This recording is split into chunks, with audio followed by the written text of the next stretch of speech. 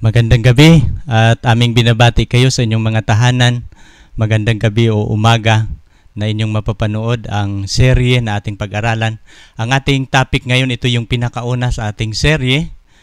Mayroon po tayong 6 na mga topiko sa isang series at sana marami kayong matutunan. So bago po tayo mag-umpisa sa ating talakayan ngayong gabi, ang atin pong title ngayong gabi, ang katotohanan ng Diyos. Bago po tayo dadakol sa ating pag-aaral, tayo po muna yuyuko sa isang panalangin. Aming dakilang Diyos, kami po'y nalulugod, Ama, na makabahagi muli sa inyong katotohanan, ang inyong mga salita, na muli naming maibibigay sa aming tagapakinig. Nawa inyong basbasan ang bawat nanunood sa kanilang mga tahanan. Kayo po ay mangungusap sa kanila sapagkat para po sa kanila ang gawaing ito. At aming hinihiling, Ama, na inyong pagpapalain ang lahat na nanonood ngayon, na nakikinig sa inyong mga salita, na sa kanilang pagbuklat sa inyong sa kanilang mga Biblia, kanilang maunawaan din ang mga topic na aming tatalakayin ngayong gabi. At maraming salamat sa inyong pangunguna sa aming buhay, at aming hinihiling na habang pangangasiwaan ko ang gawaing ito, kasama ng aming mga kasama, si Sir Win, si Pastor Ray, na nandito ngayon, pagpapalain ninyo kami sa gawaing ito. Maraming salamat, Ama, sa pagdinig ninyo sa aming dalangin. Ito po ay aming hinihiling sa pangalan ng aming Panginoong Hesus. Amen. Okay, dito tayo ngayon sa ating panibagong topic.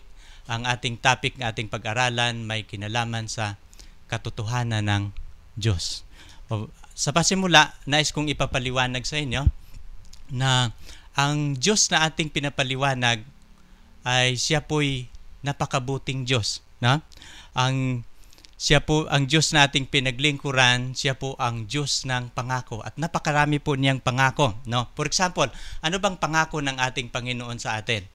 Ang unang talata na aking babanggitin sa inyo, makikita po natin sa unang Juan 2:25, ito po yung nakasulat, no? At ito ang pangakong kanyang ipinangako sa atin, ang buhay na walang hanggan. Mayroon akong isang kaibigan, nabasa niya yung buong Biblia at sinusulat niya ang mga bawat pangako. Sabi po niya, ang pangako ng Panginoon sa Biblia mayroon pong mahigit 3,000 mga pangako. At isa lang po ang pangakong ito na ating natutunghayan ngayon. Ano ang kanyang pangako? Sabi ni Juan, ito ang pangako na kanyang pinangako sa atin, ang buhay na walang hanggan. Minsan ako'y nag-iisip, minsan siguro kayo nag-iisip, bakit ang Diyos nangako siya sa atin sa buhay na walang hanggan?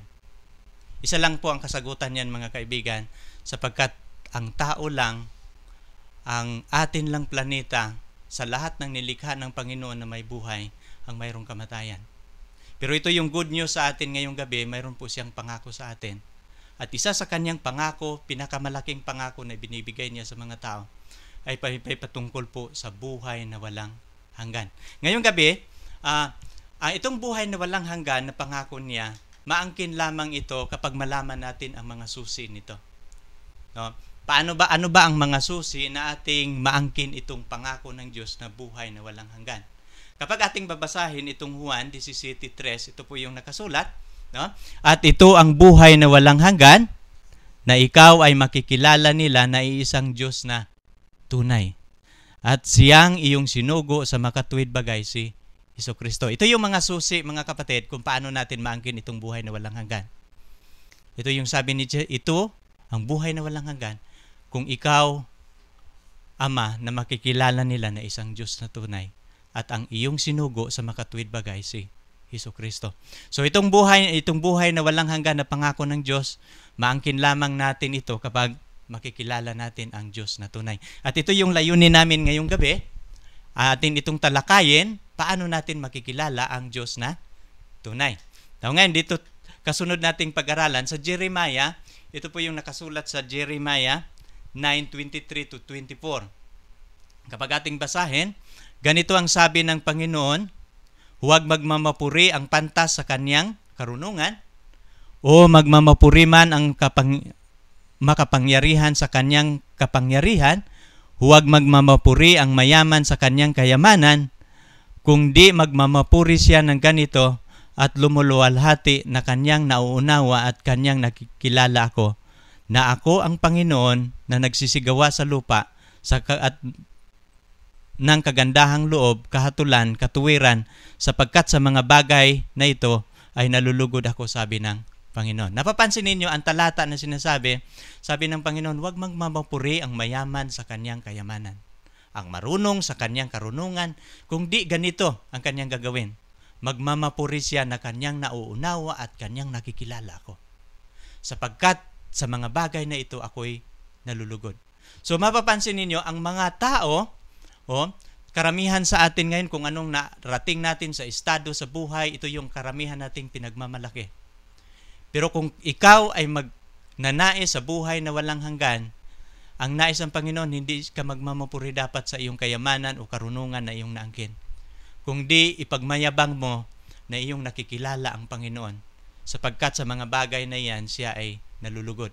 Sapagkat kung iyong gagawin yan, na iyong makikilala ang Panginoon, ito yung pasimula paano natin maabot ang buhay na walang hanggan. No?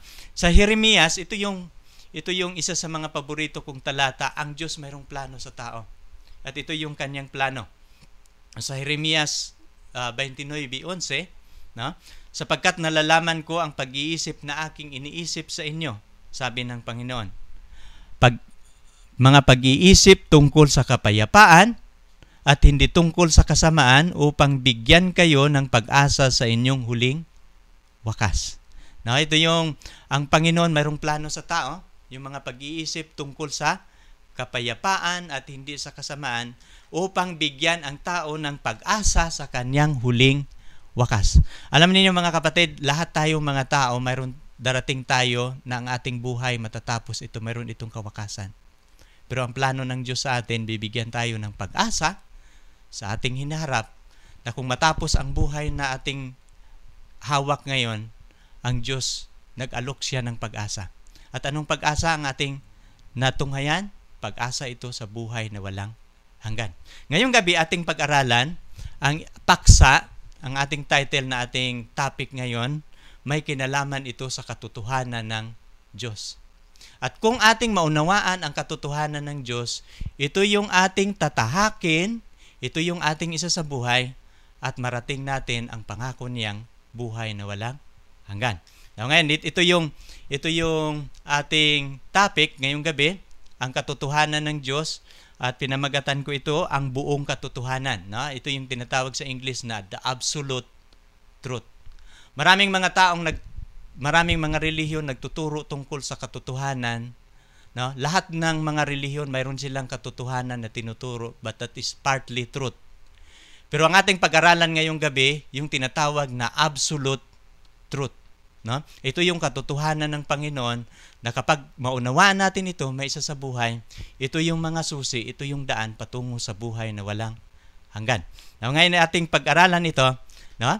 At kung ating babasahin itong unang Timoteo, sa sulat ni Apostol Pablo, sa aklat niya sa unang Timoteo 2:4, ito po yung nakasulat. Ano bang ibig ng Diyos o plano ng Diyos sa tao? Ito yung sulat ni Apostol Pablo, na siyang may ibig na ang lahat ng mga tao maliligtas at makakaalam ng katotohanan.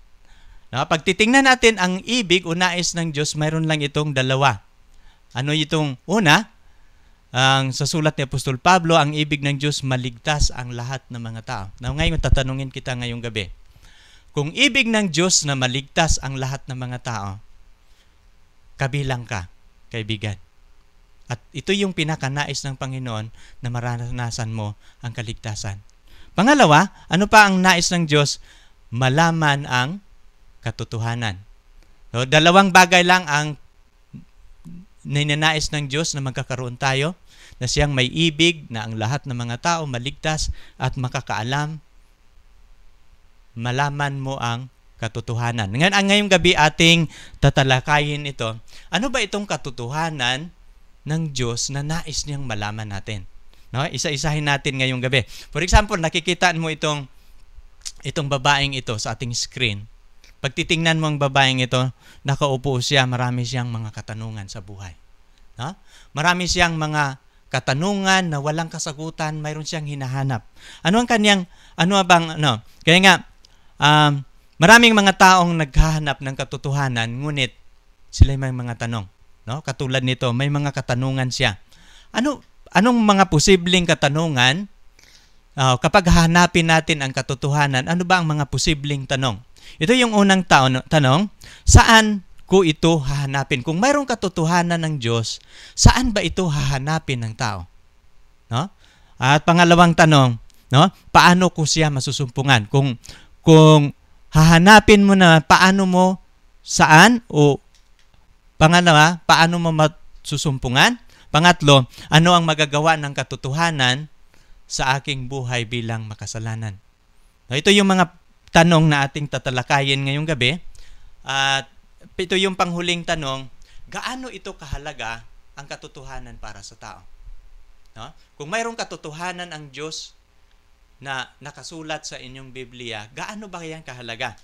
No? Kung ating babasahin ang Kawikaan 16, ito po yung ating mababasa kung gaano kahalaga ang katotohanan. No? At alam ko siguro sa iyong pagpapanood ngayon, isa ka din na naghahanap ng katotohanan. Pero maraming mga taong naghahanap ng katotohanan, ngunit hindi nila naunawaan, hindi nila naintindihan kung ano ba talaga ang katotohanan ng Diyos. Ngayon ating pag-aralan ngayong gabi, kung mayroong katotohanan ng Diyos na nasa ating mga Biblia, gaano ba ito kaimportante? No? Ito yung ating babasahin, ang Kawikaan 16, versikulo 16. Ito yung nakasulat, sa pamamagitan ng kaawaan at katotohanan, malilinis ang kasamaan. At sa pamamagitan ng pagkatakot sa Panginoon, humihiwalay ang tao sa kasamaan. No, gaano siya kaimportante? Ito yung sabi ng Biblia, sa pamamagitan ng kaawaan at katotohanan, malilinis ang kasamaan. So, dalawang bagay lang ang maglilinis sa ating kasamaan. Kung ikaw na nanonood ngayon ay nadadama mo na ikaw ay makasalanan, no? Ay mayroong malilinis lang 'yan sa pamamagitan ng kaawaan at sa pamamagitan ng katotohanan. So dalawang bagay lang ang makapagpalinis sa ating kasamaan. At ito yung dinagdag pa dinagdag ni Solomon, na sa pamamagitan ng pagkatakot sa Panginoon, humihiwalay ang isang tao sa kanyang kasamaan. So mayroong tatlong paraan paano malinis. No? Ang una, sa pamamagitan ng kaawaan, no, yung mercy and truth, no, through mercy and truth, sin will be purged. No, sa English, purged. No, ano bang ibig sabihin yung pag itatagalog natin yung purge ay purga. No? Mapupurga lang ang kasalanan sa tao sa pamamagitan lang ng dalawang bagay, sa pamamagitan ng kaawaan, through mercy and truth, at saka malilinis ang kasamaan. Kaya nga, importante itong katotohanan sapagkat may kinalaman ito sa paglinis ng ating kasalanan. No?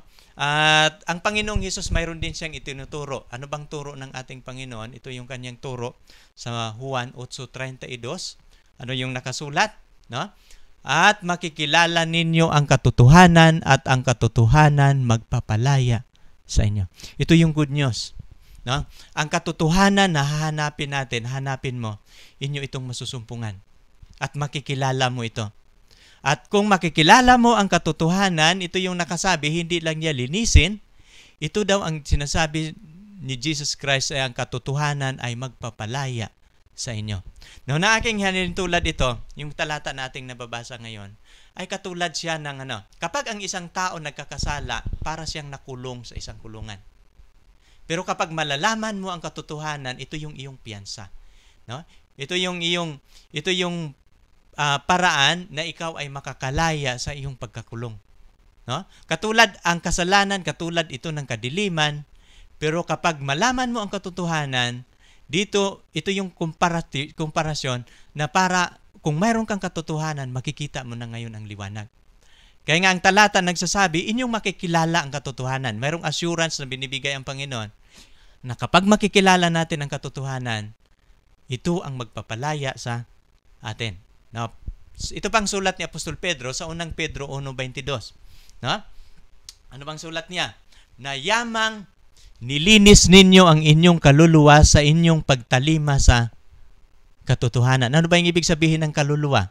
Nilinis daw natin ang ating kaluluwa sa pamamagitan ng pagtalima sa kasalanan. No, napapansin ba ninyo mga kapatid na ang paglinis ng ating kasalanan, hindi po ito mangyayari sa iyong pagpasok sa simbahan. No? Kundi ang paglinis ng ating kasalanan sa pamamagitan ng pagtalima sa katotohanan. Kung malaman mo itong katotohanan at kapag susundin mo itong katotohanan, malilinis ang ating kasalanan. Kaya nga importante po. No? At sa pag-ibig na hindi pagpakunwari sa mga kapatid, mga ibigan kayo ng buong ningas, ng buong puso sa isa't isa. Ito yung sulat ni Apostol Pedro. No? Pero ang kanyang paliwanag nung una, malilinis ang ating kasamaan o ang ating kaluluwa sa pamamagitan lang ng pagtalima sa katotohanan. Now, ngayong gabi ating pag-aralan, ano ba ang katotohanan? No? Alam sa totoo lang, maraming mga taong naghahanap ng katotohanan pero hindi nila nasusumpungan at hindi nila nakikita ang tunay na katotohanan sapagkat maraming mga taong naghahanap. Sa halip na katotohanan ang kanilang hinahanap, hindi katotohanan ang kanilang nasusumpungan. Pero ngayong gabi ating talakayin ito sapagkat ito po'y mahalaga. Kaya nga ito pong katanungan ngayon ang ating gagamitin. No? Kung mayroong katotohanan ng Diyos, ating pag-aralan po ito sa Biblia. Ano bang nakasulat sa Biblia kung ano ang katotohanan? Ito po isa-isahin natin ngayong gabi o ngayong umaga sa ating pag-aaral. Ngayon, ang tanong ngayon, ano ang katotohanan ng Diyos? No? Ang una pong talata, no, sa Biblia ay may 4 na katotohanan. Ang pinag-aralan ko po yung Biblia. Ang ating pag-aaral ngayon sa Biblia parang moderno na lang. I-type mo lang yung words, lalabas na lahat ng mga talata. Pero sa pag-aaral ko sa Biblia, mayroong 4 na importante na mga katotohanan na nakasulat sa Biblia. No, ano po ito? No? Kung ating hanapin ang katotohanan, sa totoo lang maraming mga taong naghahanap ng katotohanan, ang ginagawa nila relihiyon ang kanilang hinahanap. Pero pag titingnan mo sa Biblia, wala ka pong mababasa na kapag hahanapin mo ang katotohanan ay maghahanap ka ng relihiyon. No? Ano ba ang katotohanan na nakasulat sa Biblia? Ito ba'y relihiyon o hindi? Atin pong babasahin ang unang katotohanan na ating pag-aralan ngayong gabi. Mababasa po natin yan sa mga awit, aklat ng mga awit, 119, 142. Now, ito po yung nakasulat. Kung mayroon kang Biblia, pwede mong gagamitin ang inyong Biblia sa iyong tahanan. Atin pong pag-aralan na sabay at atin po itong ipapaliwanag ang laman nito. Now, ano bang nakasulat sa 119, 142? Ito po yung unang katotohanan na ating talakayin. No?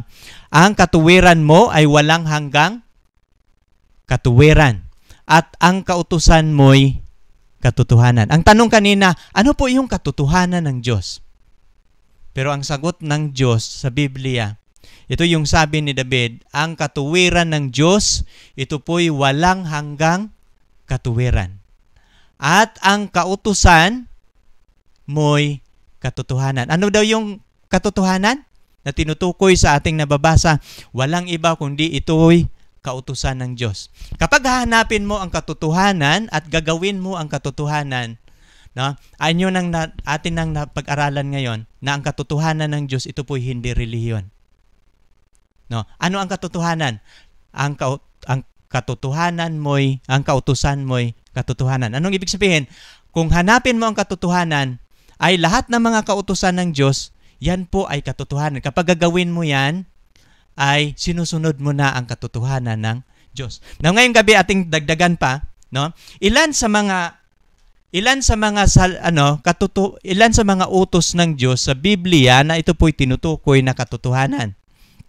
No, ito po sa mga awit 119, 151. Ito pong nakasulat, ikaw ay malapit Panginoon at lahat mong utos ay katotohanan. Nagkakaroon lang ng problema ang ating screen, no? Ay na medyo napapalaki yung litra natin. Pero kapag babasahin mo, no? Ikaw ay malapit o Panginoon at lahat mong utos ay katotohanan. Na napapansin ninyo, ang unang katotohanan na ating napag-aralan ngayon ay ang may patungkol sa kautusan. At lahat ng kautusan ng Diyos, ito po'y katotohanan. Na ngayon, dito tayo sa pangalawang katotohanan. No? Sa binabanggit ko kanina, mayroon po itong 4 na uri ng katotohanan ang nakasulat sa Biblia. At ang pangalawa po, ito po'y masusumpungan natin sa mga awit 119, 160. At ito po yung nakasulat, ang kabuuan ng iyong salita ay katotohanan. At bawat isa sa iyong mga matuwid na batas ay mananatili magpakailan man. Now, ano ang pangalawang katotohanan na nakasulat sa Biblia? Ang kabuuan o yung whole scripture, yung buong Biblia, ang buong salita ng Panginoon. Ano po itong ang kabuuan ng iyong salita? Ito po yung Biblia na hawak mo ngayon sa iyong tahanan. Ito pong Biblia na hawak ko ngayon. Ang kabuuan ng mga salitang nakakasulat dito, ito po'y katotohanan. So ang pangalawang ang unang katotohanan, ito po'y kautusan ng Diyos. Lahat ng utos ng Diyos, ito po'y binabanggit na katotohanan. At ang pangalawa, ito pong Biblia, lahat ng nakasulat sa Biblia, ito po'y sinasabi niyang katotohanan. Kaya nga kung anong nakasulat dito, ito po'y katotohanan, no? At ang katotohanan ay hindi po ito relihiyon. No? Sa ating nasasabi ko kanina. Kaya nga habang nanalangin ang Panginoon doon sa Gethsemane bago siya napako sa cross, habang siya nanalangin doon sa Gethsemane, mayroon po siyang 3 panalangin. Ang una niyang panalangin para sa kanyang sarili, para sa kanyang mga alagad, at para sa mga taong makikinig, para yung mga taong makikinig sa kanyang mga alagad. Pero ito, part sa kanyang prayer, ito mo mababasa natin sa Juan 17:17. Ito yung panalangin niya sa lahat niyang mga alagad. Anong sabi niya dito? Pakabanalin mo sila sa katotohanan, ang salita mo ay katotohanan. No? Ang gawain ng banal na Biblia, ito po yung magpapabanal sa atin. Itong katotohanan na Biblia, ito pong magpapabanal sa atin. Kaya nga ito yung panalangin, pakabanalin mo sila sa katotohanan. Ano ang katotohanan na magpapabanal sa tao? Ang salita mo ay katotohanan. So ito yung mga katotohanan na ating napag-aralan, no? Na ang unang katotohanan, ito pong kautusan ng Diyos. Kasama na po dyan ang 10 utos. Yun po'y katotohanan. Pangalawa, ang salita. Ang kabuuan ng salita, ay ito po'y katotohanan. Kaya nga, magiging banal ang tao sa pamamagitan ng katotohanan. Pakabanalin mo sila sa katotohanan. Ang salita mo ay katotohanan. Ano yung salita ng Diyos?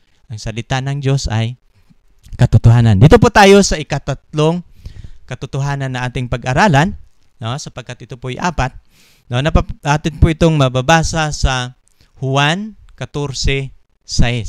No, kapag ating babasahin, no, makikita ninyo, ako ang daan at ang katotohanan at ang buhay. Sino man ay hindi paroroon sa Ama kundi sa pamamagitan ko. Mayroon ang nagsasalita dito, siya yung nagpakilala na ako ang daan, ako ang katotohanan at ang buhay. Sino po ito? No? Walang iba po kundi ang ating Panginoong Hesus. Siya po ang nagsasalita sa talatang ito. So, ang ikatatlong katotohanan na nakasulat sa Biblia na nagpakilala na siya ang katotohanan, walang iba po kundi ang ating Panginoong Hesus. Ako ang daan, ako ang katotohanan. Walang makaparoroon sa Ama. Ako ang daan, ang katotohanan at ang buhay. At sino man ay hindi paroroon sa Ama kundi sa pamamagitan ko. So, through Jesus Christ, makakarating tayo sa langit sapagkat si Jesus Christ ang katotohanan. No? Dito tayo sa pang-4, no? Mababasa natin yan sa unang Juan 5:7, no? At ang Espiritu ay ang nagpatutuo sapagkat ang Espiritu ay katotohanan. Napapansin ninyo, sino ang ika-4 na katotohanan? Ito po yung Holy Spirit. No? Ang Espiritu daw, ang Espiritu Santo, siya yung nag-testify sapagkat ang Holy Spirit, ito po yung katotohanan. Now, ngayon dito ating i-review ulit. Ano yung katotohanan na ating napag-aralan? No? Ating napag-aralan yung 4 na katotohanan sa Biblia, pero kayo nagugulat sapagkat maraming mga tao ngayon na naghahanap, milyon-milyon ka mga taong naghahanap ng katotohanan, at sa kanilang paghahanap ng katotohanan ay ang kanilang hinahanap mga relihiyon. No? Ito po ay nakakalungkot sapagkat sa inyong paghahanap ng relihiyon, sa halip na hahanapin ninyo ang katotohanan, maaaring magkakamali kayo sapagkat marami ding relihiyon na ang mga turo nila hindi makapasa sa katotohanan. Pero ang ating napag-aralan ngayon, ang katotohanan, wala pong relihiyon dito na binabanggit. Sapagkat babasahin mo man ang buong Biblia mula Genesis hanggang Apokalipsis, wala kang mababasa na ang relihiyon ay katotohanan. Ito lang po ang aking masasabi na ang relihiyon na iyong pinapasukan, mayroon yung katotohanan na tinuturo. Pero hanapin ninyo ang relihiyon na nagtuturo sa kumplitong katotohanan at yun, ang relihiyon na yan, magdadala sa iyo patungo sa langit. Ngayong gabi, ating i-review ang katotohanan na ating napag-aralan. No, ano yung unang katotohanan na ating napag-aralan? Ito po kautusan ng Diyos. Ang lahat ng utos ng Diyos, ito po ang nakasulat sa Biblia na katotohanan. Ano yung pangalawa? Ang pangalawang katotohanan, ito po ay Biblia o salita ng Diyos. Ito pong mga katotohanan. Ang pangatlo pong katotohanan na ating napag-aralan, walang iba kundi si Jesus Christ. Ako ang daan, ako ang katotohanan. Siya po yung nagpakilala na siya ang katotohanan. At ang pang-apat, ang banal na Espiritu ang nagpapatutuo sapagkat ang Holy Spirit, siya ang katotohanan. Kapag susundin mo ang lahat na katotohanan, ito po yung gagawin ninyo. Kung gusto mo, o kung gusto ng tao na maligtas, kailangan mo itong 4 na katotohanan. Yung 4, ang kautusan, pag-aralan mo sa iyong Biblia ano bang mga utos ng Diyos. Kung susundin mo ang lahat ng utos ng Diyos, sinunod mo na ang katotohanan ng Diyos. At sa katotohanan na yan, dadalhin ka ng Diyos papunta sa kanyang kaligtasan. Ano pa yung pangalawang katotohanan na dapat nating susundin? Ito po'y Biblia o salita ng Diyos. Gagawin po natin ang Biblia na ating gabay sa ating paglilingkod sa Diyos. Dito po natin nakabase ang lahat nating mga gawain bilang mga Kristiyano sa ating pagsunod. At pangatlo, at kung gusto nating gagawin o maliligtas, susundin po natin lahat ng ginagawa o ipapagawa ng ating Panginoong Hesus. At pang-apat, kung ano po ang sinasabi ng banal na Espiritu Santo sa ating buhay, o kung manahan ng Espiritu Santo, tuturuan ka niya sa lahat ng mga katotohanan. At dito, mag-uumpisa, dito magpasimula ang inyong ang buhay na walang hanggan na inaasam-asam ninyo kapag mamumuhay ka sang-ayon sa mga katotohanan. Na ngayon, ating pag-aralan ngayong gabi, mayroon tayong comparative study. Bukas, ating pong pag-aralan ang mga function ng mga katotohanan.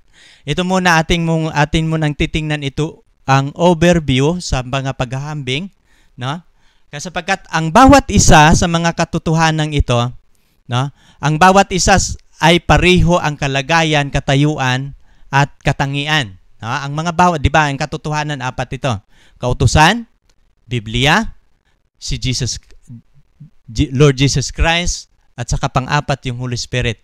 Pero itong 4 na katotohanan ay hindi po ito magkakontra ang kanilang katangian, katayuan, kalagayan. Magkakatulad ito. Na lahat ng mga katotohanan ito, gumagawa ito lahat para sa kaligtasan ng mga tao. Ito po'y hindi magkakasalungat ang kanilang function. For example, ang kalagayan ng katotohanan, banal. Atin pong nakikita sa screen. Pag titingnan mo sa kautusan, pagbabasahin ninyo yung Roma 7:12, ang kautusan ay banal, matuwid at mabuti. Ito po'y transcript sa karakter ng ating Panginoon. So mababasa ba natin sa Biblia na ang kautusan ay banal? Mababasa po natin. Sa Biblia, kaya nga ang Biblia mababasa po natin na ang Holy Scripture. Kaya mababasa natin na ang Biblia ay banal. Pareho ang kanilang katayuan. Kaya nga tinatawag na Holy Bible sapagkat ang Biblia ay banal. Si Jesus Christ, nang ipinanganak siya, ito yung mga talata ang banal na bata o Holy Child. Kaya nga, Holy Savior. At ang Holy Spirit, no? Mapapansin ninyo, pareho ang kanilang katayuan, kalagayan, katangian. At ito yung mga kalagayan nila. Pag titingnan mo yung mayroon silang equal entity. Pareho yung kanilang, mapapansin ninyo, ang kasakdalan. No? For example, hindi lang natin mababasa sa Biblia na si Jesus Christ ay sakdal, mababasa din natin sa Biblia na ang kautusan ay sakdal. No, saan natin mababasa? Sa awit 19:7, ang kautusan ay sakdal. At mabibasa din natin sa Biblia na sa Bible na ang salita ng Diyos ito yung nagpapasakdal. At si Jesus Christ, siya din yung naghuhugas sa ating kasalanan sa pamamagitan ng kanyang dugo. At siya yung nagpapasakdal din sa atin. No? At siya din mismo ay sakdal, walang kasalanan. No? At ang Holy Spirit, siya din yung nagpapasakdal. No? Perfecto din siya. Dito naman sa ito yung kung si Jesus Christ ay ilaw, ganun din po sa kautusan. No? Pag titingnan ninyo ang ating kautusan, pagbabasahin ninyo yung Kawikaan 6:23, no? Ito po yung nakasulat, no? The commandments is mayroon pong Biblia dito sa aking tabi. Nais ko sa inyong babasahin. Hindi ko na nasulat sa screen. For the commandments is a lamp, and the law is light, and reproof of instruction are the ways of life. Na mapapansin ninyo, ang kautusan ay liwanag. Ang kautusan ay lamp o light. No? Ito yung mga binabanggit sa Biblia. Na hindi lang si Jesus Christ, na sinasabi ni Jesus Christ, ako ang ilaw, ako ang liwanag, kundi pati din ang kautusan. Ganon din po sa Biblia. No, ang Biblia is a lamp unto my feet and the light unto my path. Ito sa mababasa natin yan sa awit 119:105.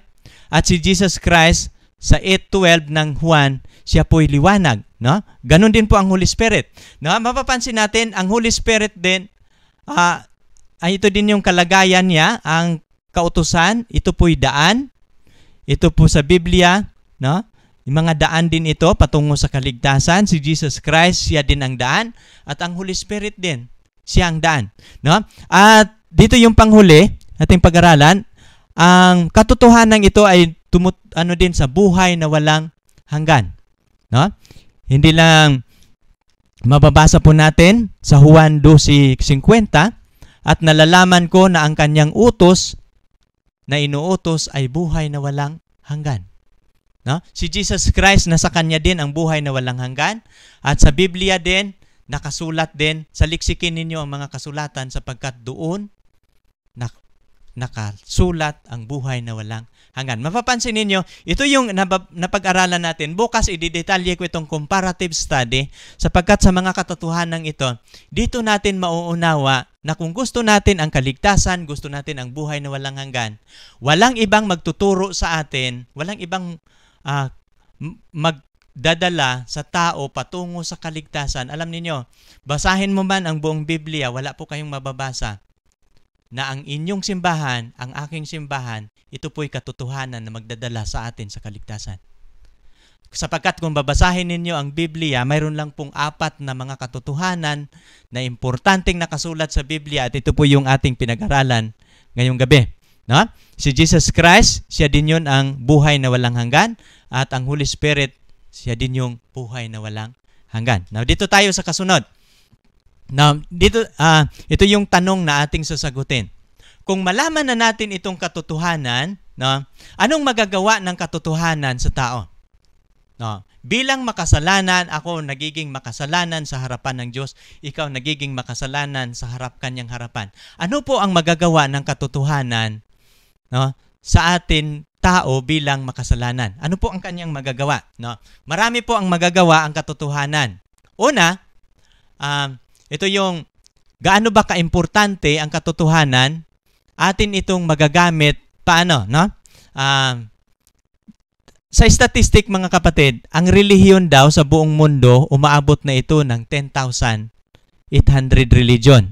Kasama na dito ang relihiyong Islam, Judaism, Hinduism, Taoism, Buddhism, at saka Christian. No? At marami pang ism na mga religion.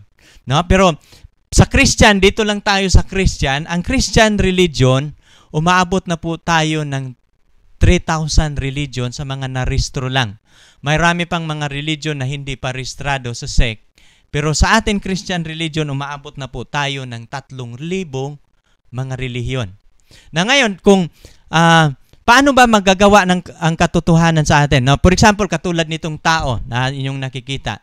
Na nakikita ninyo itong tao na may problema siya paano niya hahanapin ang katotohanan.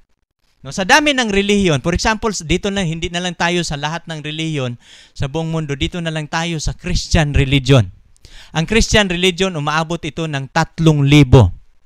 Kung hahanapin mo ang katotohanan sa pamamagitan ng relihiyon na iyong nakikilala ngayon, paano mo hahanapin ang relihiyon na nagtuturo sa katotohanan?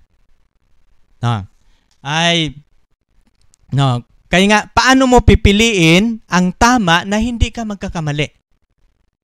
No, sa dami ng relihiyon, itong 3,000 relihiyon, paano mo siya pipiliin? Dito, kailangan mo ang katotohanan na makakatulong sa iyo. Kaya nga, maliban na ang katotohanan, ito yung maglilinis sa iyong kasamaan, dito mo rin magagamit ang katotohanan paano mo pipiliin ang tamang relihiyon. No? Dito mo na siya kailangan. No? Gawin mo ang katotohanan na iyong sukatan o pamantayan. No? Kapag malaman mo na itong katotohanan, itong 4 na katotohanan, ang katotohanan pala ay, ano yung katotohanan? Kautusan, salita ng Diyos o Biblia, si Jesus Christ at yung Holy Spirit. Pag malaman mo na yan, dito mo na sila kailangan. Ha?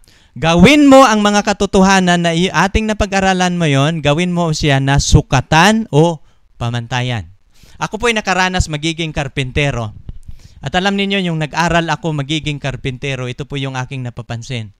Nang ginagawa ko mayroon akong ginagawa, napapansin ko na hindi pantay-pantay yung aking mga gawa. At namumroblema ako, lumapit ako sa isang karpintero. Sabi niya, pag magawa ka, mayroon ka bang eskwela, mayroon ka bang metro? Sabi ko, wala. Paano mo sinusukat ang iyong ginagawa? Sabi ko, estimate lang. Sabi niya, hindi yan pwede. Kung gusto mong magiging magaling na karpintero, kailangan mo ang mga sukatan.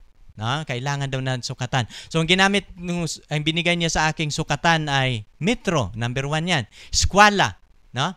At mayroon pang mga ibang sukatan. Mayroon pag magpapatayo ka ng bahay, kailangan mo ang libil. No? Ito yung mga sukatan o pamantayan kung ikaw ay magiging karpintero. Sa paghanap ng katotohanan, paghanap ng tamang relihiyon, kung malaman mo na ang katotohanan ng Diyos, gagamitin mo ito. Saan? Sa mga relihiyon na iyong gustong kilalanin kung sila po ay katotohanan. No, kung gusto mong malaman ang katotohanan, kung gusto mong susukatin kung mayroon kang relihiyon na nakikilala, sukatin mo na siya ngayon sa katotohanan. No, for example, sa dami ng relihiyon ngayon, may 3 magkakaibang araw sa pagsamba. Naniniwala ka ba, no? Sa dami ng relihiyon natin, yung Christian o yung ating relihiyon ngayon sa buong mundo, yung 10,800 mahigit na mga relihiyon, nagkahihiwalay lang ang relihiyon natin sa pamamagitan ng magkakaibang araw sa araw ng pagsamba. For example, no, sa relihiyong Islam, ano po ang pinakaaraw ng pagsamba sa Islam na religion? Ang Islam na religion, ang araw ng pagsamba nila ay araw ng Bernes. No? Sa Israel o Adventist na mga relihiyon, ang kanila pong pinakaaraw, opisyal nilang pinakaaraw ng pagsamba ay Sabado. At lahat ng mga Christian religion o pati na yung mga kahit hindi Christian religion, lahat ng mga relihiyon sa buong mundo, ang pinaka-opisyal nilang araw ng pagsamba ay araw ng Linggo. Na ngayon, sa 3 araw na ito, nakasulat po yun sa Biblia. Kung gusto mong malaman ang katotohanan, saan ba dito ang totoo sa 3 araw na ginagamit ng lahat ng mga relihiyon na pinakaaraw ng pagsamba? No? Hindi po maari na ang araw ng Biyernes, araw ng Sabado, araw ng Linggo, silang 3 ay tama. Kung pag-aralan mo ang katotohanan sa Biblia, isa lang po dyan ang tama. At dito, kung gusto mong malaman ang tama, saan ba dito ang totoong araw ng pagsamba? Yung Biyernes, Sabado o Linggo. Kung gusto mong malalaman yan, gagamitin mo ang katotohanan. Ang katotohanan, hindi ka magkakamali. Sapagkat ang katotohanan, ito yung iyong gabay, ito yung iyong sukatan, paano mo makikilala saan dito sa lahat ng mga relihiyon ang nagtuturo sa katotohanan. Now, for example, ating kasunod na pag-aralan, ang taong ito naghahanap siya ng katotohanan. No, ngayon, paano niya malalaman ngayon, o katulad mo, paano mo malalaman ang tamang katotohanan? Dito mo gawing sukatin ang isang relihiyon sa pamamagitan ng katotohanan. Dito, for example, anong araw, kung si Jesus Christ ang katotohanan, ano po bang araw si Jesus Christ pumapasok sa simbahan? O anong araw si Kristo nangingilin na araw bilang araw ng pagsamba? Dito muna ngayon, babasahin mo na ang Biblia. Anong araw ba si Jesus Christ pumapasok sa simbahan para sumamba? At kung saan si Jesus Christ, yan po ay katotohanan. Kung si Jesus Christ ay pumapasok sa simbahan sa araw ng Biyernes, yan po ang katotohanan. Kung si Jesus Christ ay pumapasok po sa simbahan sa araw ng Sabado, yan po ang katotohanan at hindi ka magkakamali. O kung si Jesus Christ ay Linggo, kung mayroong mga talata sa Biblia o mayroong nakasulat sa kautusan, yan po ang katotohanan. Yan po ang paparaan kung paano natin hahanapin ang katotohanan. Pangalawa, kung anong araw ang pagsamba ni Jesus Christ, yun po yung tama sapagkat si Kristo ang katotohanan. Now, for example, ang ating napag-aralan kanina ay ang kautusan ay katotohanan. Lahat ng utos ng Diyos, ito po ay katotohanan. No. Anong araw, kung mayroong utos ang Diyos sa Biblia, nakasulat po sa Biblia kung anong araw, ang tamang araw ng pagsamba. Pero anong araw ba talaga ang nakasulat o ay inuutos sa kautusan? Kung ang nakasulat sa kautusan ay Biyernes, yan po ang tamang araw ng pagsamba. Kung ang nakasulat sa kautusan ay Sabado, yan po ang tamang araw. Kung nakasulat ay Linggo, kaya nga dito mo na masasaliksik, dito mo na malalaman ang pagkakaiba sa tama at mali. Ano ang iyong batayan? Ano ang iyong basihan sa pagsaliksik kung ano ang katotohanan? Ginagamit mo ang katotohanan ng Diyos na iyong mapag-aralang malinaw na ito yung tama, ito yung mali. So gagawin mo ang katotohanan na iyong kriteria paano ma-distinguish ang tama o mali. Kasi maraming naghahanap ng katotohanan, wala silang standard sa paghanap. Pero ngayong gabi, mayroon na po tayong standard kung paano natin hahanapin ang katotohanan. Ang ating topic po ngayon, ito po yung basic study. Ito yung pinakaunang pag-aaral natin. Pero amin pong itinuturo sa inyo, paano mo ba hahanapin ang katotohanan na hindi ka magkakamali? No? Ito po yung, ano po ba ang ikatatlo? No? Anong araw ba talaga ang nakasulat o pinakaaraw ng pagsamba sa Biblia? No? Kung si Jesus Christ, kung gagawin mo siyang gabay na iyong basihan, hindi ka magkakamali. No? Kung ang kautusan, pwede din yung gagawin mo itong gabay sa iyong paghahanap sa tamang reliyon. Ano ba talaga yung nakasulat sa kautusan? No? Sa 10 utos, mababasa mo na yan eh. Kung ano ang araw na binasbasan ng Diyos, ginawa niyang banal, naka-specify na po yan. No? Doon malalaman mo na. So ano ba talaga sa pangatlo, ang Biblia, ito yung gagawin mong basihan para sa paghahanap ng katotohanan. Ano ba talaga yung nakasulat sa Biblia? Ano ang nakasulat kung anong araw ang araw ng pagsamba? So hindi ka na magkakamali. Pang-apat, ito yung medyo mahirap. Ano ba ang binubulong sa iyo ng banal na Espiritu? Sapagkat sabi ng Panginoon, kapag ang Espiritu Santo na susuguin ng aking Ama, o kapag siya darating sa inyo, ay ituturo niya sa inyo ituturo niya sa inyo ang lahat ng katotohanan. Ito yung pinakamahirap sapagkat ang banal na Espiritu mananahan lang yan sa mga anak ng Diyos. Sa mga hindi pa anak ng Diyos, ay hindi mo maranasan ang pagtahan ng banal na Espiritu. Now, dito tayo sa sunod nating talakayan. No? Kung ito po ang iyong gagawin sa iyong pagsunod, hindi ka magkakamali. No, mayroon po bang mga talata sa Biblia na kailangan natin ang pagsunod sa katotohanan? No?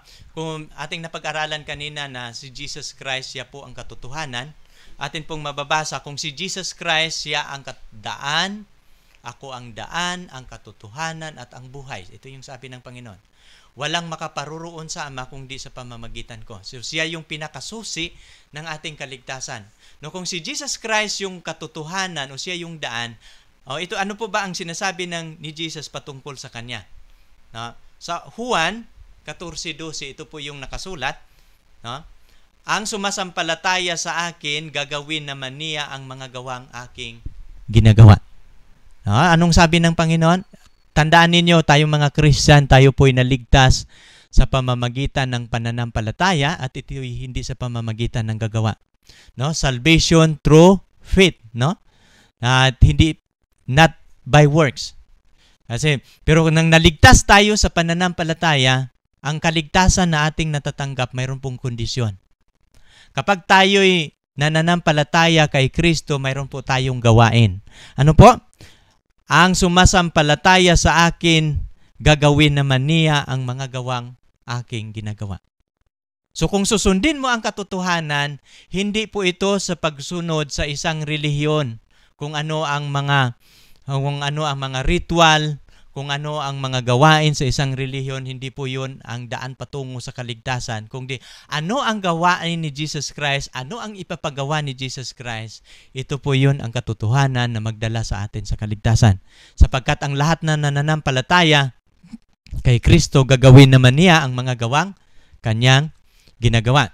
Na, ito yun sa unang Pedro 1:21 hanggang 22, sapagkat sa ganitong bagay ay kayo'y tinawag, sapagkat si Kristo man ay nagbata dahil sa inyo, na kayo'y iniwanan ng halimbawa upang kayo'y magsisunod sa hakbang niya, na siya'y hindi nagkasala o kinasusumpungan man daya ang kanyang bibig.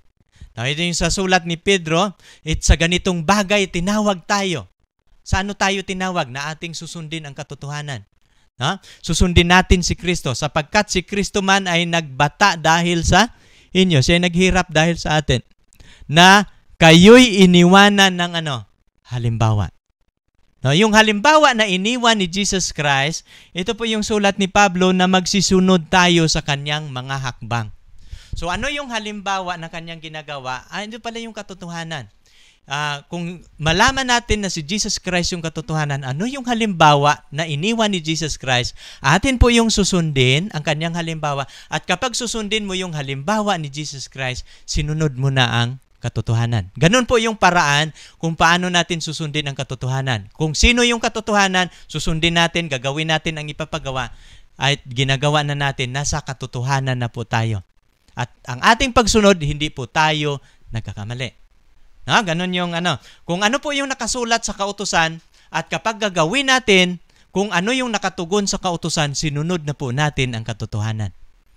At sa pamamagitan nito, malilinis ang tao sa kanyang kasamaan. Kung ano po yung nakasulat ng Biblia, ganun po yung paraan sa pagsunod sa katotohanan. Now, for example, sa kautusan, ito yung sabi ni Jesus Christ, hindi lang natin siya susundin na bilang halimbawa, kundi atin ding susundin ang kautusan. Ano bang ginagawa ni Jesus Christ na ating susundin? Ito yung sabi niya sa Juan 15:10, no? Kung tinutupad ninyo ang aking mga utos, may mga utos si Jesus Christ, kapag atin po itong tutuparin, ay magsisitahan kayo sa aking pag-ibig. Gaya ng aking pagtupad sa mga utos ng aking Ama. No? Kung ating susundin ang kautusan ni Kristo, mananahan daw tayo sa kanyang pag-ibig. No? Kagaya ng pagsunod ni Kristo sa kautusan ng kanyang Ama. So kailangan, hindi pwedeng ipaghiwalay si Jesus Christ at ang kautusan. No? Kaya nga itong mga katotohanan, hindi po natin yan ipaghiwalay na ating itakwil ang iba at si Jesus Christ lang ang ating tanggapin. Hindi po pwede na si Jesus Christ lang. kailangan po natin ang kautusan, kailangan po natin ang Biblia, kailangan po natin ang Holy Spirit. No? Kaya katulad sa ginagawa ni Jesus Christ. Ang nagsasabi, ito pa yung mabigat patungkol sa kautusan, sa unang Juan 2:4, ang nagsasabing nakikilala ko siya at hindi tumutupad ng kanyang mga utos ay sinungaling at ang katotohanan ay wala sa kanya. Yung mga taong nagsasabi, nakikilala ko siya. Nakikilala ko si Jesus Christ. Pero kapag nakikilala mo daw ang Diyos o si Jesus Christ, pero kapag hindi mo tinutupad ang kanyang mga utos, ikaw po ay isang sinungaling. Kasi hindi po pwedeng ipaghiwalay. No? Sa pagsunod sa katotohanan, hindi po yung pwedeng ipaghiwalay na si Jesus Christ lang. Maraming mga relihiyon ngayon na naniniwala na ang kaligtasan sa pamamagitan lamang ni Kristo at itinakwil na nila ang kautusan. Pero hindi po yun pwede. Sapagkat ang ating talata ang nagsasabing nakikilala ko siya at hindi tumutupad ng kanyang mga utos, siya po'y sinungaling. At ito po yung mabigat, ang katotohanan wala sa kanya. Kaya kapag mayroong relihiyon na nagsasabing walang utos, dapat kang mag-iingat. Sapagkat yung relihiyon na yan ay itinakwil niya ang katotohanan ng Diyos. At yung katotohanan na hawak niya ay partly truth, not the absolute truth. Hanapin ninyo ang relihiyon na naghahawak ng buong katotohanan. Now, dito tayo sa Biblia. No. At sa kautusan pa rin, sa kautusan at sa pagpatutuo sa Isaiah 8:20, sa kautusan at sa pagpatutuo, kung hindi sila nagsasalita ng ayon sa mga salitang ito, tunay na walang umaga sa kanila. No, sa mga ngaral na nagtuturo, kung hindi sila magsasalita, kung sa kanilang pangangaral walang kautusan na dala, ay ito yung sabi, medyo mabigat, tunay na walang umaga sa kanila. Ano ba yung ibig sabihin ng walang umaga? No? Walang liwanag. Yan yung ibig sabihin. No? Nasa kadiliman. Kaya nga medyo mabigat yan. No? Dito sa Biblia, na atin namang pag-aralan, inyong saliksikin sa aklat ng Panginoon, inyong basahin kahit isa sa mga ito, hindi nagkukulang, hindi nangangailangan ng kanyang kasama sapagkat inuutos ng aking bibig at pinisan sila ng kanyang spirito. No, ang Biblia, ito po yung sabi ni Propeta Isaiah, ito po yung sabi ng Panginoon na sulat ni Isaiah. Ang Panginoon nagsasabi, inyong saliksikin sa aklat ng Panginoon. Ano po yung aklat ng Panginoon? Itong aklat ng Panginoon, walang iba po ito ay ang Biblia. Pag pupunta kayo sa National Library o sa library sa mga university, mga malalaking university, magtanong kayo doon, ano po ba yung aklat ng Panginoon dito sa inyong library? Pupunta kayo sa mga pari, mga pastor, ano ba yung aklat ng Panginoon na aking saliksiking, aking basahin? Wala pong ibang ibibigay nila sa inyo. Ito pong Biblia. At ito pong Biblia, lahat na nakasulat dito, ito po'y katotohanan. Kaya nga ito po'y mahalaga. Kaya nga lahat ng mga katotohanan, mahalaga yan. Inyong saliksikin, inyong basahin, kahit isa sa mga ito ay hindi nagkukulang o hindi nangangailangan ng kanyang kasama.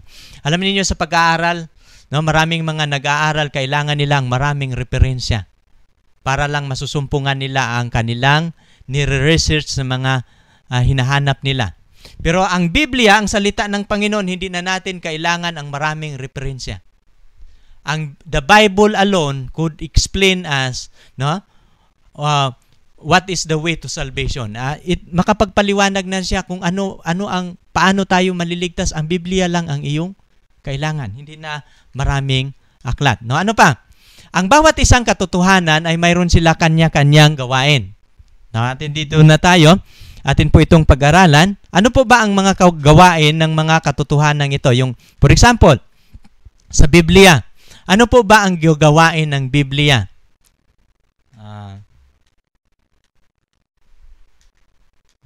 Nakaligtaan natin, no? Sa Biblia, mayroon po itong kanya-kanyang gawain. Ang Biblia, hindi po ito tagapagligtas. Ang katotohanan ng Biblia, hindi po siya tagapagligtas. Pero pag titingnan natin, siya po'y nag-testify about Christ. No? Siya lang po nagpapatutuo. Mayroon po akong file dito na nawala.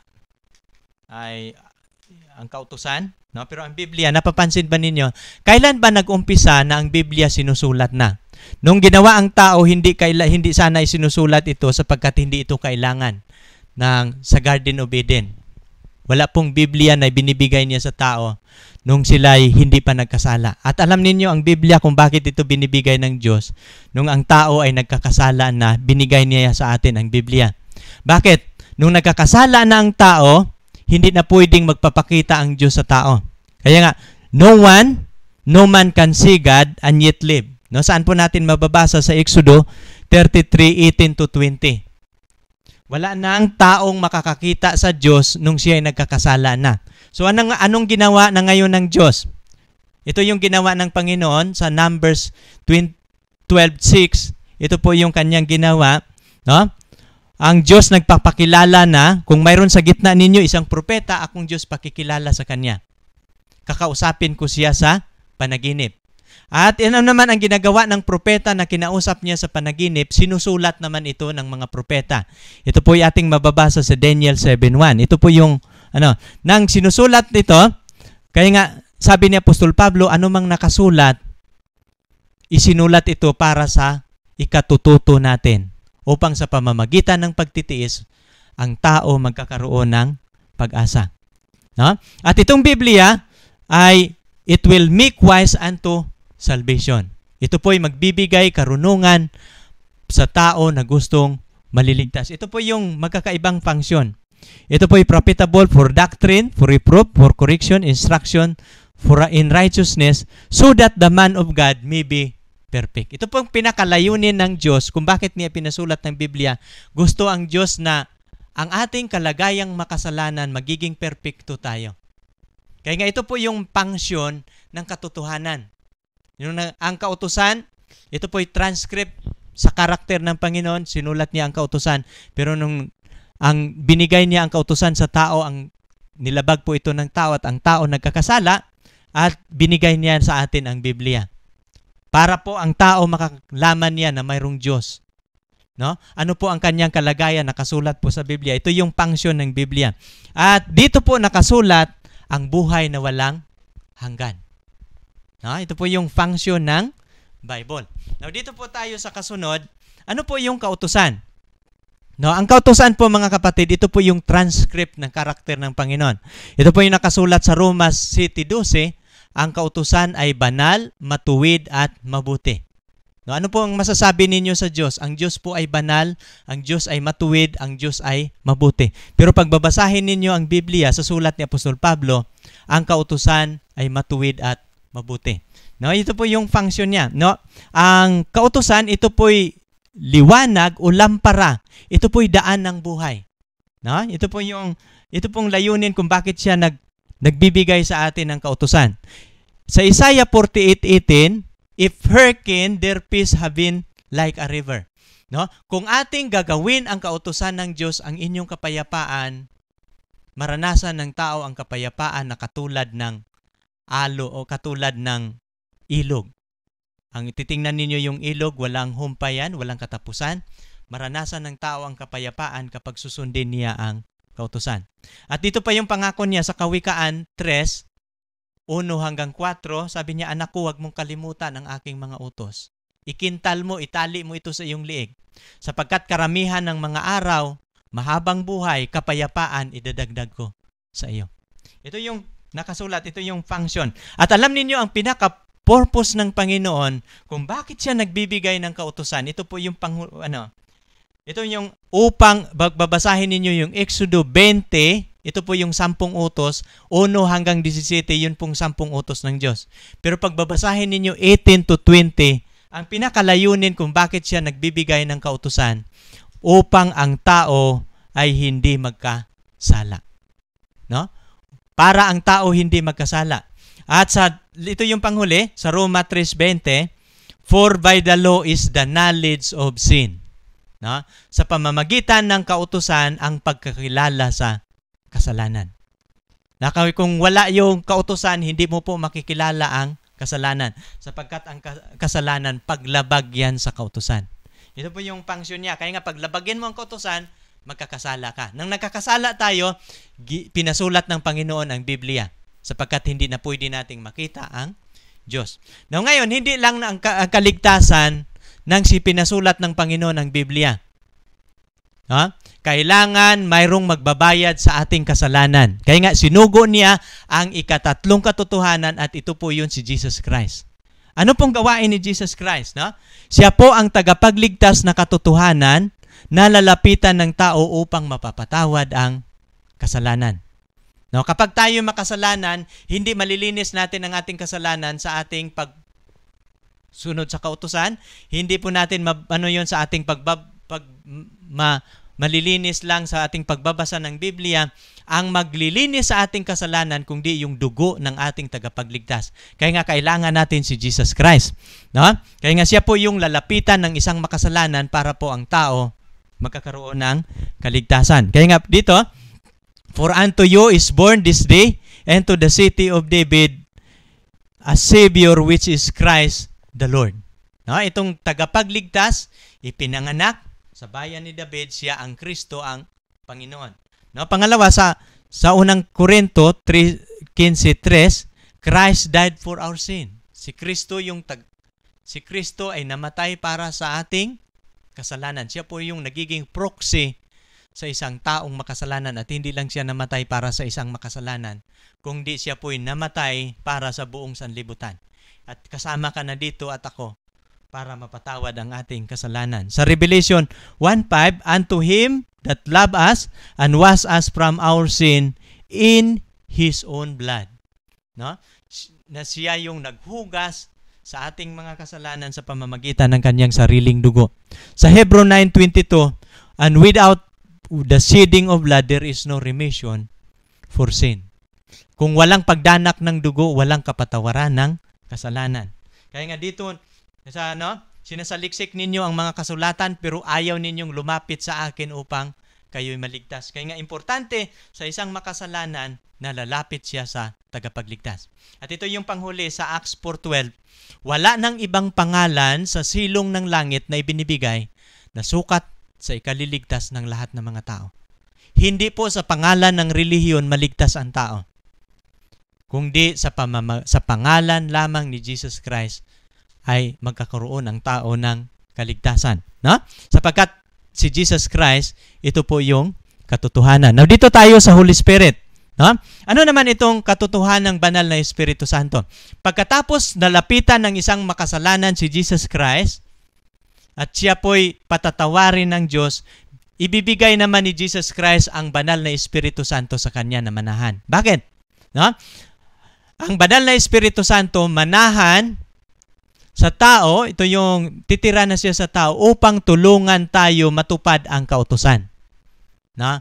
At ituturo ng banal na Espiritu Santo ang anong lahat mong gagawin habang nagbabasa ka sa Biblia, siya ang nagpapaliwanag sa iyo. Habang lalapit ka kay Kristo, siya po ang presensya ng Diyos na manahan sa iyo at siya yung tutulong sa iyo, magkakaroon ka ng kapangyarihan labanan ang kasalanan sapagkat yan po ang kanyang gawain. No? Parang babaguhin ang iyong likas mula sa pagiging makasalanan patungo sa kabanalan. Kaya nga siya po ang huling katotohanan na mananahan sa iyo mismo.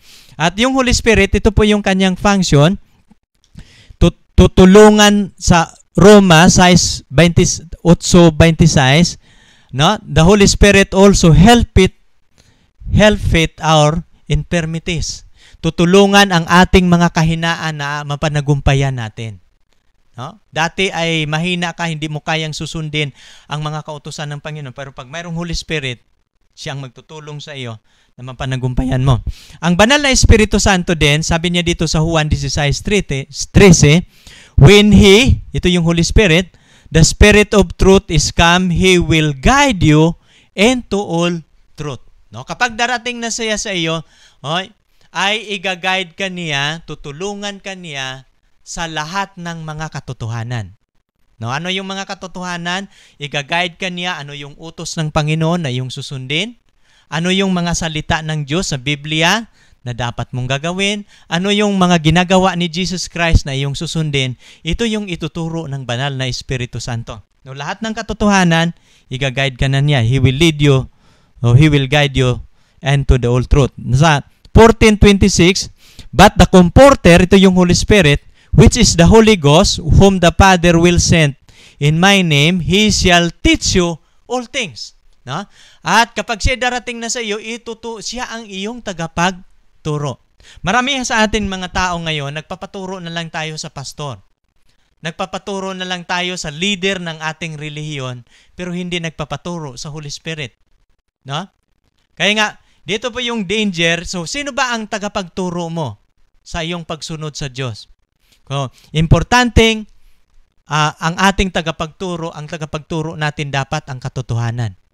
No? Huwag kang mag-rely sa iyong pastor o leader o pare na nagtuturo sa iyo, kundi magpapaturo ka sa katotohanan, sapagkat ang katotohanan siya yung magiging gabay mo, magiging guide mo na hindi ka magkakamali. Sapagkat ito yung sukatan o pamantayan. No, itong pag-aralan ngayon ay patungkol sa Espiritu, no? Patungkol sa Holy Spirit. Ito po yung mga talata sa Roma 8, 9 at 13.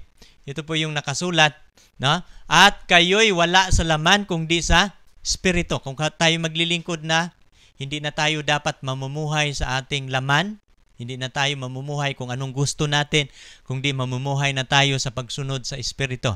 No? Kung kayo'y wala na sa laman kundi sa Espiritu. At kung gayo'y tumira sa inyo ang Espiritu ng Diyos, kung gayo'y tumira na sa inyo ang Espiritu ng Diyos, datapwat kung ang sino may walang Espiritu ni Kristo, siya ay hindi sa Kanya. No, tandaan ninyo, kapag naglilingkod ka ngayon pero nadadama mo na wala ang Holy Spirit, hindi mo naranasan ang presensya ng banal na Espiritu Santo, mag-isip-isip ka, sapagkat kung wala ang Espiritu pala sa ating buhay, kung wala ang Espiritu Santo, yung naglilingkod tayo na walang Espiritu, Espiritu pa rin natin ang natitira, walang Espiritu ng Diyos sa ating buhay, ay isa pala yung tanda na tayo pala ay hindi sa Kanya. Sa 13, sapagkat ang lahat ng mga pinapatnubayan ng Espiritu ng Diyos, sila ay mga anak ng Diyos. No, kaya nga kung sa iyong paglilingkod ngayon, walang patnubay ng Holy Spirit sa iyong buhay, mag-isip-isip ka, sapagkat yung katayuan ngayon kulang. Sapagkat walang banal na Espiritu na nangunguna para sa tunay na pagbabago. No? Sapagkat kung tayo hindi mababago ang ating likas, hindi po tayo makarating sa langit na bayan. No? Kung ang ating direksyon sa ating paglilingkod, hindi tayo sumunod sa hakbang ni Jesus Christ, hindi din natin sinunod ang katotohanan. Now, dito tayo sa unang Timoteo 6:14, ito po yung nakasulat, natuparin mo ang utos na walang dungis, walang kapintasan hanggang sa pagpapakita ng ating Panginoong Hesukristo. Maraming mga taong nagsasabi na ang utos ng Diyos ay Old Testament lang yan, sa New Testament wala na. Pero ang ating binabasa ngayon ay New Testament yan. Pero anong nakabasa? No? Tuparin mo ang utos na walang dungis, walang kapintasan, hanggang kailan? Hanggang sa pagpakikita ng ating Panginoong Hesukristo. Mayroong isang debate sa radyo, at ito yung sinasabi nila. Maraming mga issues sa Seventh-day Adventist. Ito yung tanong. Sabi nila, kayong mga Seventh-day Adventist, kayo ay tumutupad sa utos ng Panginoon, kasi maraming mga relihiyon ay ayaw nang sumunod sa 10 utos ng Panginoon. O kayo ay sumusunod sa utos ng Diyos. Sabi niya. Kung ngayon, ito yung tanong, ay natupad na ba ninyo ang 10 utos ng Diyos? Kasi sinunod ninyo ang 10 utos. Natupad na ba ninyo yan? Pero alam ninyo, yung aming layman na katunggalin niya, ito simple lang po ang kanyang kasagutan. Kapatid, kung sasabihin kong natupad ko na, nagsinungaling ako.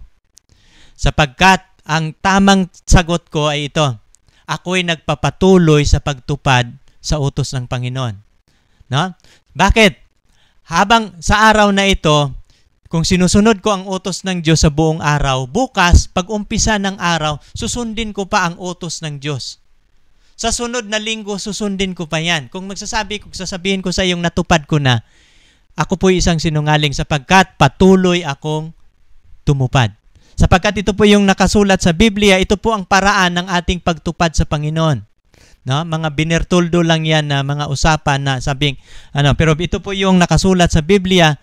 Kung tayo po'y susunod sa utos ng Diyos, ito po ang paraan ng ating pagsunod. Ito po'y pagsunod na araw-araw na pagsunod.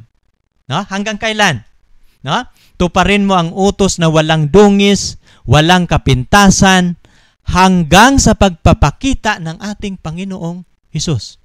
Kasi ang paraan mo sa pagsunod sa 10 utos ng Diyos, ito yung paraan sa iyong pagsunod sa katotohanan.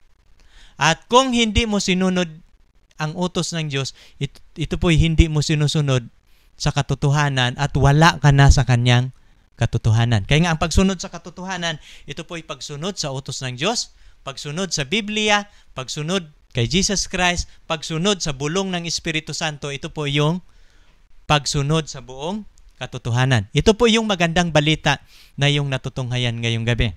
No? Ang magandang balita ay ito, nalalaman mo na ang katotohanan ng Diyos. At sa pagtatapos, ito po yun.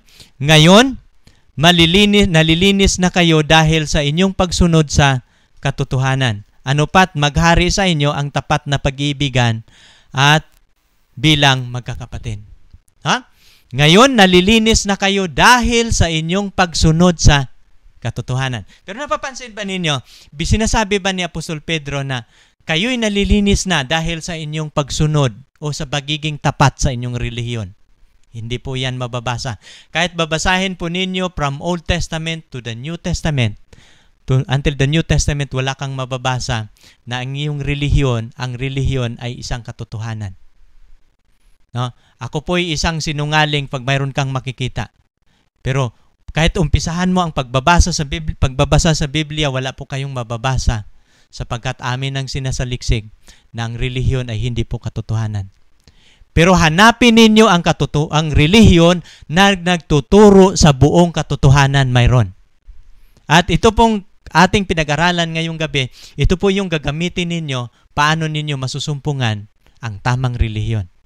No, kung ito yung good news na ating napag-aralan, dito naman tayo, no? Sa bad news. Ano bang bad news? Alam niyo ang balita, kapag kayo nakikinig ng balita, ang lahat ng balita hindi lang po patungkol sa good news, mayroon ding mga bad news. At ito yung nakakalungkot sa ating mga balitang pinapanood gabi-gabi, minsan puro bad news. Pero ating natunghayan ngayong gabi, it's ang good news na mayroong maganda tayong balita, atin nang nalaman ang katotohanan, at ang katotohanan ito pwede po nating gagamiting sukatan, pamantayan, at pwede po nating mahahanap ang tamang relihiyon kung ano po ba ang relihiyon na nagtuturo sa tama. Pero ito po yung bad news, mababasa po natin sa 2 Tesalonica 2:9-10.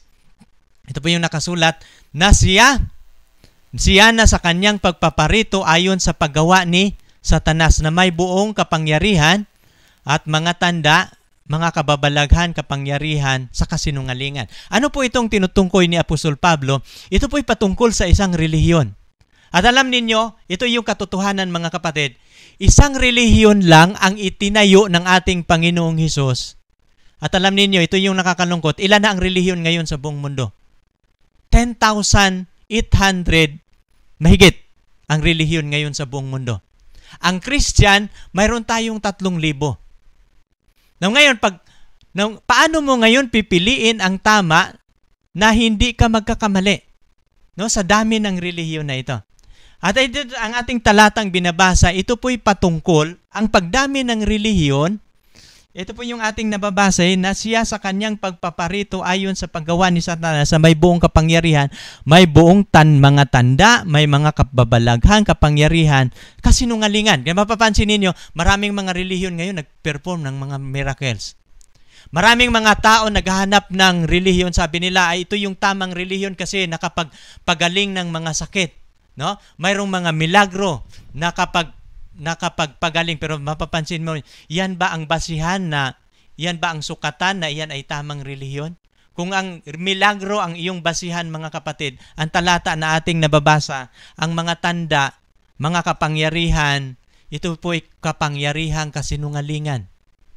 At hindi po yun basihan na kapag mayroong relihiyon na gumagawa ng milagro ay tama na yung relihiyon na yung papasukan. Nagkakamali ka niyan. Ang pinaka-safety nating gagamitin kung paano natin hanapin ang tamang relihiyon, walang iba kundi ang katotohanan lang ng Diyos. na hindi tayo magkakamali. Kung mga milagro, madadaya po tayo. Na may buong daya, kalikuan, na sa mga napapahamak, sapagkat hindi nila tinanggap ang pag-ibig sa katotohanan upang sila'y maligtas. Ginilagyan ko yung kulay na dilaw yung ating talata. No, napapansin ninyo? No? Nadadaya ang mga taong ito sa mga relihiyon na kanilang pinapasukan, no, sa mga napapahamak. Sila po hindi maliligtas. Anong dahilan kung bakit sila hindi maligtas? Sapagkat hindi nila tinanggap ang pag-ibig sa katotohanan upang sila'y maligtas. Kaya nga kung gusto ninyong maligtas, kailangan tanggapin ninyo kung anong turo ng katotohanan at mamumuhay kayo doon. Sang-ayon sa turo ng katotohanan, diyan lang tayo, at kung susundin natin lahat yan, magkakaroon tayo ng buhay. No? At hindi sa pamamagitan ng mga kababalaghan at mga milagro. Kaya nga ito yung babala na binabanggit ng ating Panginoon. Kasi hindi po, maraming mga taong nagsasabi na lahat ng mga relihiyon, papunta po yun sa langit. Kahit anong relihiyon, isa lang po ang patutunguhan. Hindi po yun totoo. No? Sapagkat ito po yung nakasulat sa Mateo 24, 4 at 5. Ito po yung nakasulat. Ano pong babala ng ating Panginoon? Mag-ingat kayo na huwag mailigaw ni numan. Ano daw ang ating gagawin? Mag-ingat tayo na huwag mailigaw ni numan. Saan ba maliligaw? Sapagkat marami ang magsiparito sa aking pangalan at magsasabi ako ang Kristo at ililigaw ang marami. Anong babala ng Panginoon? Mag-ingat kayo na huwag maililigaw. Anong pagliligaw ang gagawin ni Satanas? Marami ang magsiparito sa aking pangalan. Napapansin ninyo, paano ito natutupad na maraming nagsiparito sa kanyang pangalan? Alam ninyo, titingnan ninyo. Anong relihiyon ngayon ang nakasulat ay pangalan ng Diyos? No? Halos lahat ng karamihan ng relihiyon ginamit ang pangalan ni Kristo. Ginamit ang pangalan ng Diyos sapagkat ito yung ang ginagawa ng mga tao, naghahanap sila ng mga relihiyon. Kung ano yung pangalan ng Diyos, yun ang kanilang papasukan. Pero ang Biblia, ito yung babala, mag-ingat kayo na huwag kayong maililigaw. Kasi marami pala sa mga relihiyon, ginamit ang kanyang pangalan para maligaw ang mga tao. Kasi ang babala ng ating Panginoon, marami ang magsiparito sa aking pangalan. Kaninong pangalan ginagamit? Pangalan ni Jesus Christ. Na magsasabi ako ang Kristo at ililigaw ang marami. Ito yung ating tandaan, maraming naliligaw sa pamamagitan lang ng pangalan. At ito yung gagamitin ng kaaway para maliligaw ang marami. At hindi lang milyon ang naililigaw, kundi billion of people na ililigaw sa pamamagitan nito. No, ito pa yung sinasabi sa Awit 119 verse 20. Ito po yun. Safety ba ang maraming mga relihiyon na kanilang tinuturo ay pangalan lang. Kung hindi kayo papasok sa ganitong iglesia, sa iglesia ni Kristo, sa iglesia ng Diyos, hindi kayo maliligtas. Hindi po yun totoo. Sapagkat pag babasahin natin ang Biblia, sapagkat sila'y nagsasalit, ito po yung nakasulat, babala ng Panginoon sa Awit 139 verse 20, sapagkat sila'y nagsasalita sa iyo ng kasamaan. At ginamit ng iyong mga kaaway ang iyong pangalan sa walang kabuluhan. Ang kaaway daw ng Diyos ay nagsasalita ng kasamaan. Anong ginamit nila? Ginamit nila ang pangalan ng Diyos sa walang kabuluhan. Ang relihiyon nila na hindi tama, ginamit ang pangalan ng Diyos para ang mga tao papasok doon. Pero ang mga dito, hindi tinuturo ang katotohanan ng Diyos. Pero hanapin ninyo sa out of 3,000 religion, Christian religion, na tinuturo ang tinatawag na absolute truth. Yung buong katotohanan na tinuro ng Diyos, tinuro sa relihiyon na ito, tinuro ang utos, tinuro ang Biblia, tinuro si Jesus Christ at yung banal na Espiritu Santo na mas simple at maunawaan. Papasok kayo doon sapagkat magkakaroon kayo ng kaligtasan. Dito, minsan lang naranasan ng madaya ng ating magulang. 6,000 years ago, no? Nadaya ang ating magulang dahil sa pakikinig sa salita ng dyablo ng kanyang kaaway. Nagiging biktima ang ating magulang sa kaaway at nagpapatuloy siya sa kanyang gawain hanggang ngayon. At nais ng Diyos na tulungan ka. Kaya nga, ang paraan ng Panginoon, binigay niya sa iyo ang katotohanan bilang ating sanggalang sa lahat ng daya ng dyablo. Kaya nga ang katotohanan, gagawin natin itong gabay. Ngunit, kung ito'y itakwil sa tao, itakwil mo itong katotohanan na ating napag-aralan ngayon, wala nang magagawa ang Diyos sapagkat hindi mo masusumpungan ang tamang relihiyon na itinayo ng Diyos. Anong mangyayari kapag hindi natin susundin ang katotohanan? Ito yung gagawin ng Diyos. No? Kapag malalaman mo ang katotohanan pero hindi mo yun susundin, for example, ngayong gabi, nalaman mo na ang lahat ng utos ng Diyos, ito'y katotohanan. Pero yung kautusan ng Diyos ay pipiliin mo lang. No? Ito lang utos na aking susundin, yung iba ay hindi. No? Hindi katulad niya, tinakwil mo na lahat niyang kautusan. No? Kung hindi mo yun susundin, tinatakwil ang Biblia. Kung ang iyong Biblia ay New Testament lang, ang Old Testament hindi na ginagamit sa iyong relihiyon, kulang po iyong katotohanan nila. Sapagkat ang katotohanan ay buong Biblia. No? Si Jesus Christ ay tao lang, hindi siya Diyos, kulang po yung katotohanan na turo nila. No? Kaya nga, mag-iingat kayo. Kung hindi natin gagawin ang katotohanan na bilang sanggala natin, bilang ating gabay, bilang pamantayan natin, ang relihiyon pong yan ay magbubulid sa atin sa kapahamakan. Now dito, kung hindi natin susundin ang mga katotohanan, itakwil natin, ito pong mangyayari. No? Sa ikalawang Tesalonica 2:11 hanggang 12, no? At dahil dito ipadala sa kanila ng Diyos ang paggawa ng kamalian upang sila'y magsipaniwala sa kasinungalingan. Upang mga hatulan silang lahat na hindi nagsisampalataya sa katotohanan. No? Upang mga hatulan silang lahat. Ito pa yung nang hindi nagsisampalataya sa katotohanan. Alam daw yung mga hindi sumusunod, hindi nagsisampalataya sa katotohanan, mahatulan sila. At ibubulid sila ng Panginoon sa paggawa ng kamalian. Ito po yung panghuli natin. Alam niyo bago naipako ang ating Panginoon sa cross, ito po yung talata na ating mababasa na nagkakaroon siya ng one-on-one interview. Si Pilato, isang gobernador sa Roma, no? Isang gobernador ng Roma, at si Jesus Christ tinawag. No? Sapagkat siya yung magbibigay verdict kung anong magiging hatol nang dinala nila ang Panginoon sa trono ni Pilato. No, habang sila nagkakaroon ng pag-uusap, ito po yung sabi ni si Pilato. Sabi niya dito sa 33, Juan 18:33 hanggang 37, ito po yung nakasulat. Si Pilato nga'y muling pumasok sa pritoryo at tinawag si Jesus at sa kanya'y sinabi, "Ikaw bagay hari ng mga Hudyo?" At sinabi ni Jesus, "Ang kaharian ko ay hindi sa sanlibutang ito. Kung ang kaharian ko ay sa sanlibutang ito, ang aking mga alipin ay makipagbaka upang ako'y huwag maibigay sa mga Hudyo. Ngunit ngayon, ang aking kaharian ay hindi rito." At sa 36, sinabi sa kanya ni Pilato.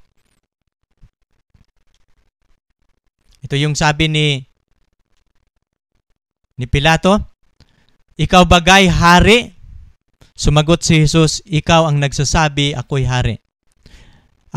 Ako'y ipinanganak dahil dito, at dahil dito ako'y naparito sa sanlibutan upang bigyan patutuo ang katotohanan. Ang bawat isang ayon sa katotohanan ay makikinig sa aking tinig." No, napapansin ninyo mga kapatid, nagkakaroon ng one-on-one interview o habang nagkakaroon ng paglilitis sa harapan ni Pilato ang ating Panginoong Hesus. Ito po yung mga katanungan ang kanyang sinasabi. "Ikaw bagay hari sa mga Hudyo?" Sabi ni Jesus Christ, "Ang kaharian ko ay hindi sa sanlibutang ito." Kung ang kaharian ko ay sa sanlibutang ito, parang sinabi niya, ako'y hari, pero ang aking kaharian hindi sa sanlibutang ito. Kung ang kaharian ko ay sa sanlibutang ito, ang aking mga tauhan makipagbaka para iligtas siya. Pero sabi ni Jesus Christ, ang kaharian ko ay hindi sa sanlibutang ito.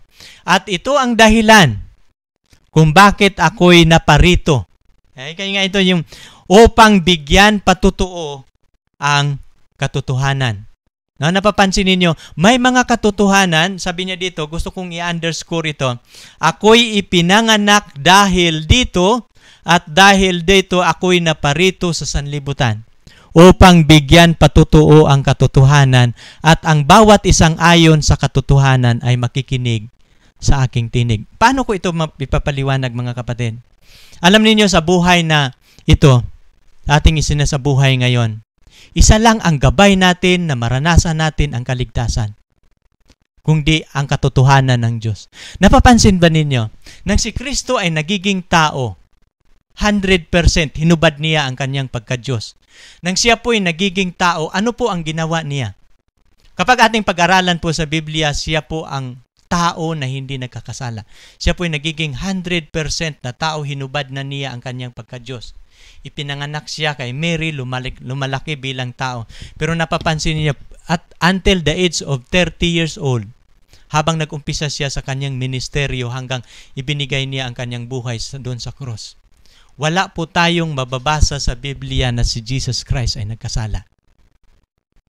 Wala po tayong mababasa sa Biblia na ang masusumpungan sa kanyang labi ang kanyang daya o kalikuan o kasamaan. Pero mapapansin ninyo, anong sikreto ni Jesus Christ na siya po'y hindi nagkasala? Isa lang po ang dahilan kung bakit siya hindi magkakasala. Kung ano po ang katotohanan na nakasulat sa Biblia, kanya po itong sinusunod. Ano po ang mga utos ng Diyos na nakasulat dito? Sinusunod po ito ni Jesus Christ. Wala pong kautusan na kanyang nilapastangan na hindi niya sinusunod. Lahat ng mga kautusan ng kanyang Ama, kanya pong sinusunod. At napapansin ba ninyo, si Jesus Christ bago siya ipinanganak sa New Testament, mayroon pong mga propesya sa Old Testament. At lahat ng mga propesya, lahat pong mga salita ng Diyos na nakasulat patungkol sa Kanya, wala pong salita dito na hindi niya ginagawa o sinusunod. Sapagkat ito po isang indikasyon na kung ang kautusan ng Diyos ay katotohanan, sinunod niya lahat yan.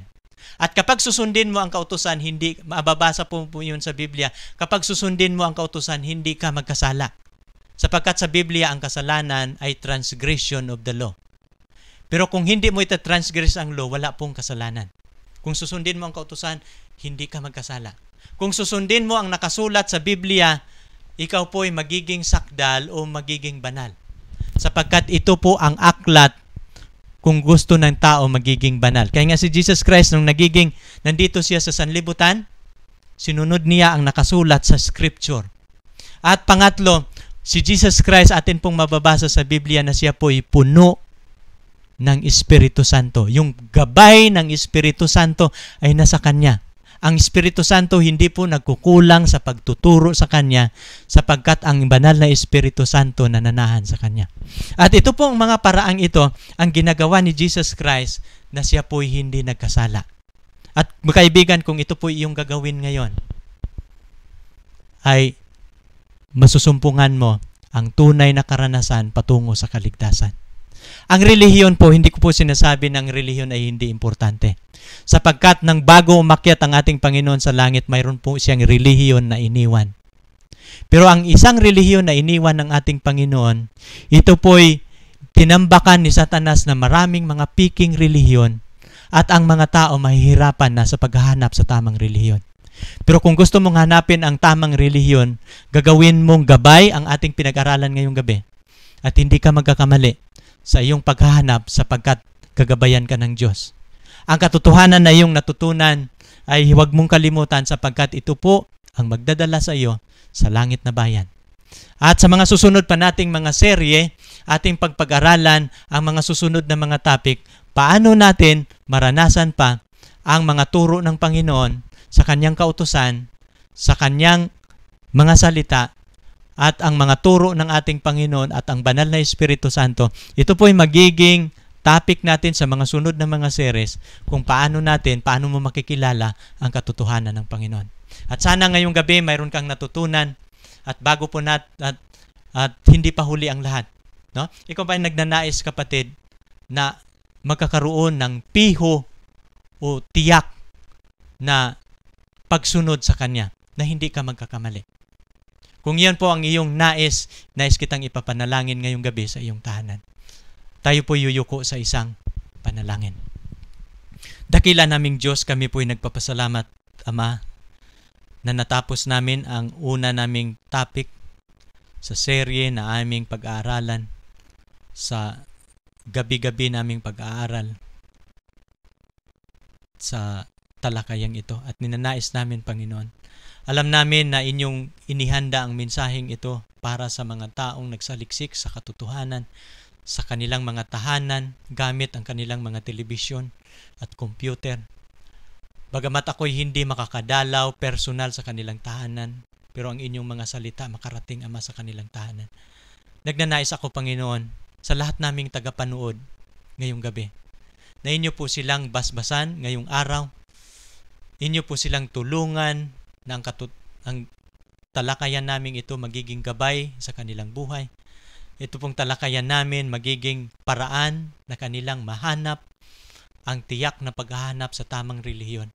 At nagnanais ako, ang Panginoon, na inyong tulungan sila na makikilala ang Diyos at ang kanyang sinugo sa makatuwid bagay si Jesucristo, sapagkat ito ang buhay na walang hanggan. Ngayong araw, Panginoon, ngayong umaga, ngayong gabi, hinihiling ko ang inyong pangangasiwa sa taga-subaybay, taga-panood namin, na inyo silang tulungan na marating nila ang tamang paglilingkod, maranasan ang tiyak na karanasan sa inyong mga pagpapala, na umpisahan ang pagsunod sa inyong katotohanan, sapagkat wala ng ibang paraan na ang tao magkakaroon ng pag-asa at kaligtasan. Maraming salamat, Ama, sa inyong paggamit sa amin bilang kasangkapan. At sana sa kasangkapang ito, makikita namin ang mga kaluluwa na iligtas ninyo sa inyong tahanan sa langit na bayan. Ito po ang aming panalangin at pasasalamat na inyong ginamit kami, at sa paggamit ninyo sa amin, maraming aming matutulungan na maligtas sa inyong harapan. Maraming salamat, Ama, sa pagdinig ninyo sa aming dalangin. Ito po ay aming hinihiling sa pangalan ng aming Panginoong Hesus. Amen.